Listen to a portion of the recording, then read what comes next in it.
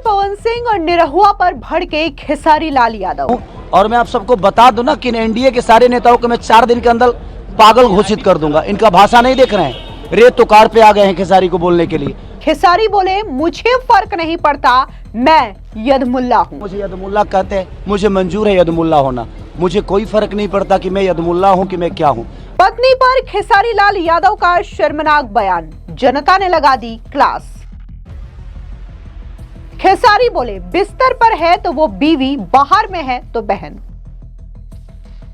Bhojpuri actor और छपरा से RJD के प्रत्याशी खेसारी लाल यादव ने एक बार फिर से बीवी को लेकर के विवादित और शर्मनाक बयान दे दिया है। खेसारी लाल यादव का कहना है कि बीवी अगर बिस्तर पर है तो वो बीवी है, लेकिन बाहर है तो वो बहन है। आपको बता दें कि जिस तरीके से खेसारी लाल यादव ने यह बयान दिया है, उसके बाद से सोशल मीडिया पर उनकी जम करके फजीहत हो रही है।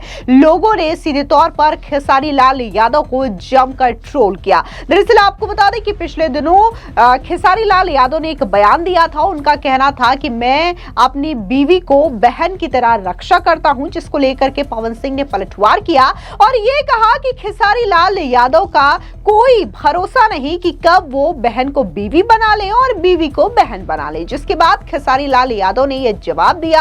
हालांकि आपको बता दें कि इससे पहले राम मंदिर को लेकर के जिस तरीके से विवादित बयान खेसारी लाल यादव की ओर से दिया गया था, उसको लेकर के भी बीजेपी के नेता और भोजपुरी एक्टर दिनेश लाल यादव उर्फ निरहुआ ने भी करारा पलटवार करते हुए उन्हें यदमुल्ला बताया था। अब ऐसे में एक बार फिर से खेसारी लाल यादव का बयान इस पर आया है और ऐसे में खेसारी लाल यादव जो है वो पवन सिंह और निरहुआ पर बुरी तरीके से भड़क गए और उनका कहना है कि हाँ, मैं यदमुल्ला हूँ। दरअसल आपको बता दें कि पवन सिंह पर खेसारी ने पलटवार करते हुए कहा कि मेरी पत्नी मेरे साथ मार्केट जाएगी तो क्या मैं उसको चुम्मा लूंगा, बल्कि बहन की तरह उसकी रक्षा करूंगा। जब बीवी बिस्तर में आती है तो बीवी होती है, लेकिन जब साथ में बाहर जाती है तो बहन होती है, क्योंकि मैं फिर उसकी बहन की तरह रक्षा करता हूं। लेकिन ये बात उनको समझ में नहीं आएगी। दरअसल आपको बता दें कि इससे पहले पवन सिंह ने खेसारी पर हमला बोलते हुए ये कहा था कि खेसारी का कोई भरोसा नहीं कि कब वो बीवी को बहन बना ले। आप भी सुनिए क्या कुछ पावर स्टार पवन सिंह ने कहा था। जल गगरी छलकत जाए,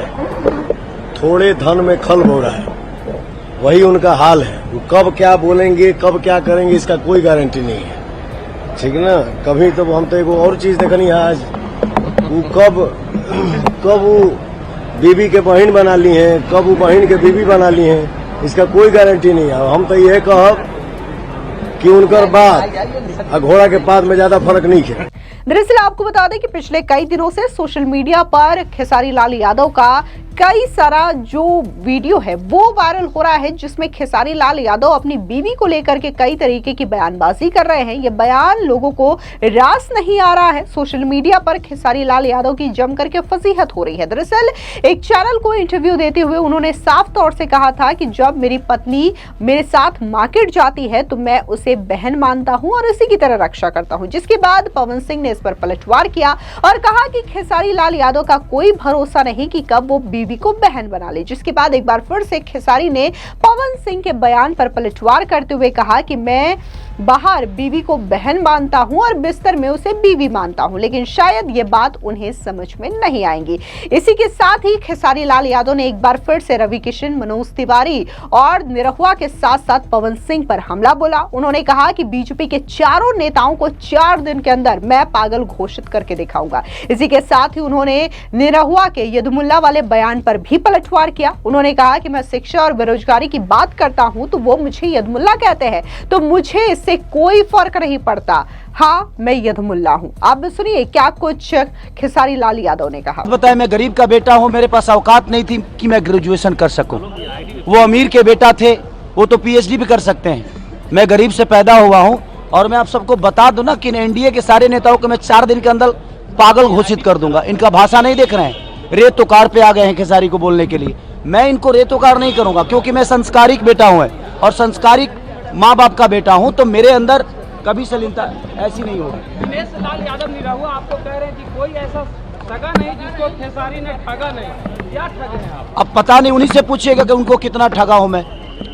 सगा वो पूरे बिहार को ठगे हैं वो लोग।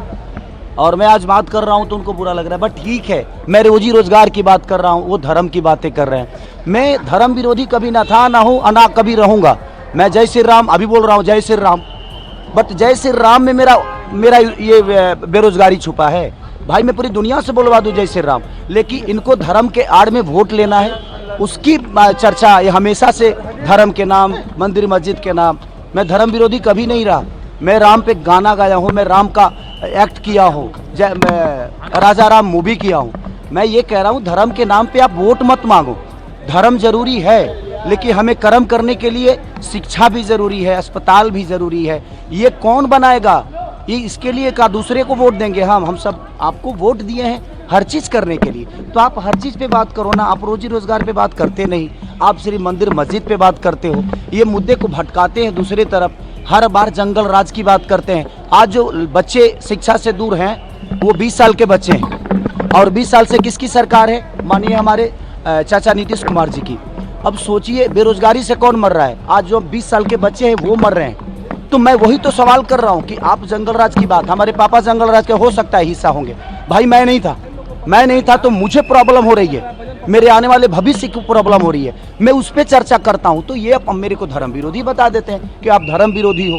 मेरा हमेशा से यही रहा है कि भाई अगर मैं आज माइक के सामने आप सबको बोल रहा हूँ कि आज पूरे इंडिया के नेता और ये स्टार प्रचारक जो 4 हमारे बड़े भाई हैं, ये प्रेस कॉन्फ्रेंस करें और कह दें कि कल से फैक्ट्री का शिलान्यास यहाँ पे होगा, कल से बेहतर कॉलेज बनेगा, शिलान्यास होगा।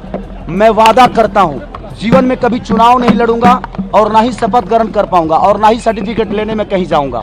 और आजीवन अगर मेरे सर्टिफिकेट लेने में ही इनका छुपा हुआ है बेरोजगारी छुपा हुआ है, ये मुझे दोषी बना रहे हैं बेमतलब का, ये मुझे टारगेट कर रहे हैं। भाई मुझे टारगेट मत करो। बिहार बेरोजगारी से डूब रहा है, शिक्षा से दूर है, अस्पताल से दूर है, उस पर बात करो ना आप।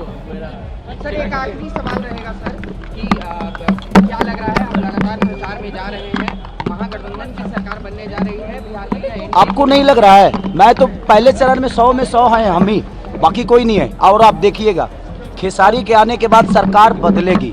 आप भाषा इनकी नहीं देख रहे हैं, किस हिसाब से बोल रहे हैं। अब ये रेत उकार पे आ गए। आप बड़े हैं लेकिन भाषा का मर्यादा आपको होना चाहिए। तो मुझे लगता है कि ये सारे के सारे बौखलाए हुए हैं, ये पार्टी के हैं। सच पूछिए तो मैं तेजस्वी जी का छोटा भाई हूँ और हमेशा से उनका प्यार आशीर्वाद हमें मिला है। निरहुआ कह रहे हैं कि आपका नाम खेसारी यादव नहीं, अहंकारी लाल यादव होना है। चलिए वो कुछ भी, मैं क्या बोला कि उनकी भाषा की गरिमा देखिए कि वो बड़े भाई होकर और किस भाषा का इस्तेमाल कर रहे हैं। इसका मतलब नहीं लग रहा है। मैं क्या बोला, 4 दिन के अंदर इस सारों को पागल कर दूंगा, मैं सबको पागल घोषित करवा दूंगा। कोई बात नहीं, शायद मुसलमान हमारे देश के हिस्सा नहीं है। और अगर बेहतर बिहार के लिए मैं बात करता हूं तो यदमुल्ला हूं, तो मुझे मंजूर है यदमुल्ला होना। अगर शिक्षा की बात करता हूं और पलायन रोकने की बात करता हूं और ये मुझे यदमुल्ला कहते हैं, मुझे मंजूर है यदमुल्ला होना। मुझे कोई फ़र्क नहीं पड़ता कि मैं यदमुल्ला हूं कि मैं क्या हूं। आप बिहार को बेरोजगारी से दूर कर दो, बिहार के बच्चों को बेहतर शिक्षा दे दो, बिहार के बच्चों को बेहतर पलायन रोकने की बात कर दो, उनको अपने घर में रोक दो, अपने माँ बाप के साथ रहने पे मजबूर करो।